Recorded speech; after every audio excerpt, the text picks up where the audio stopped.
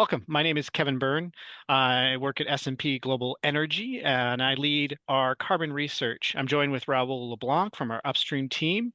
Over the past year, we've been rolling out a number of new, I'd say, public research pieces looking at methane intensity and methane performance, as well as greenhouse gas intensity and performance as well.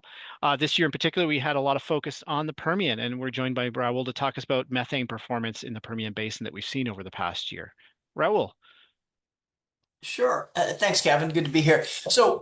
We've been covering the Permian now for this is our third year. We just put out the number from 2024 early this year in the spring. And what was interesting is that you know how they say 1 point is just a data point, 2 points is an anomaly potentially, and 3 points though is a bit of a pattern.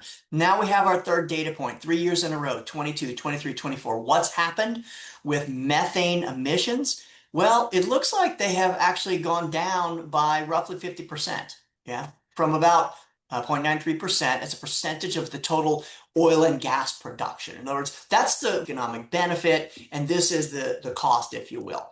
And we've taken that from 0.93 in 2022 down to 0.62 in 2023, and the number for 2024 is 0.44. So a really nice reduction in that. And what we focused on this year was a number of things, but most important was why, right? Why is this happening? And really, it boils down to some prosaic but important reasons, right? Number one is we're looking so much more, right? If you don't look, you won't find it, right? If it doesn't get measured, it doesn't matter. But once you start measuring it, and that includes overflights, includes monitoring systems, includes satellites, it includes handheld OGI cameras. Once you start looking, you can start fixing, right? And so you shrink the duration and you also identify problem areas.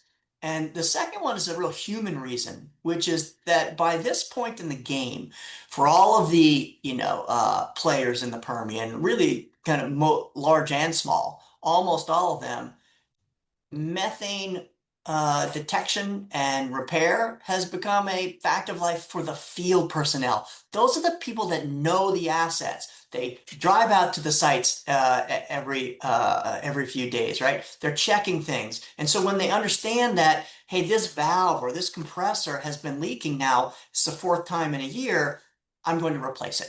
Okay.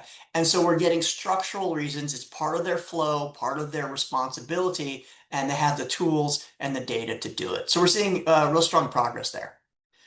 Now, remember, methane is only one part of greenhouse gases. Now, it's sort of the most potent part, okay? It's also the most unknown part. But the big part is CO2, right? And CO2 matters, of course, as well. So, Kevin, I know you guys put out something that combined the methane number that we were working on with the CO2. How does that look? You and I are kind of nerds in this space, so I'll say it's a real fascinating piece for people that aren't as interested. It may not be as fascinating, but the visual we're going to show you here is showing you a trend line. It goes back over a decade and a half of Permian emissions. The line's the intensity, the height of the bars is the absolute emissions. And what we've seen is you can actually see the evolution of a play, which is quite interesting. In those early years, producers didn't know where to go. They were trying to unlock the formula. What's the right pressure I need to drill? How deep do I drill? Where do I drill? How long should my lateral be? And you know what? They're drilling in and they weren't quite figuring it out. But as they figured out where the sweet spots were and how to actually unlock the Permian's potential from a liquid basis, you saw an explosion of activity.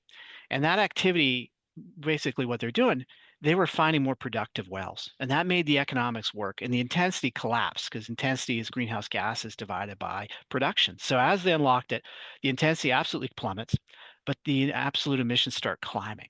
And then, like you Mhm. talked about, we had this evolution of observational technology that came in right around the time in our graph that you could see there between 21 and 22. And we started to see stuff. The methane numbers are higher than those factors that were being reported, almost to the tune of doubling the overall profile of the absolute emissions in the Permian. But that evolution of technology also provided actionable information we're seeing absolute emissions decline by almost 25 megatons over the 2 year period that we've had observational data, even as production has grown 500,000 barrels. You talked about the operationalization, the institutionalization of behavior in the Permian, and what's happening elsewhere. And these, again, are averages, and you're going to have different performance based from operator to operator, but play to play. How do we ensure transparency globally and have an equivalent playing field with this kind of information? How do we scale the technology and learning to make it more accessible to all oil and gas plays to have similar behavior?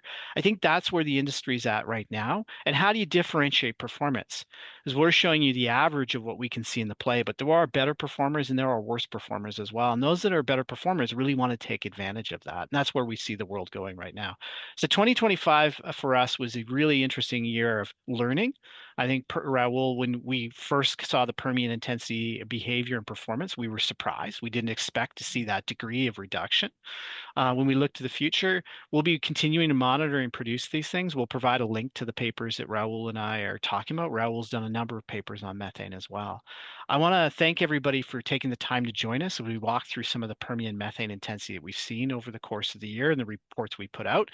Please take the time to click on the links, and I hope you found this information helpful. And thank you for your time.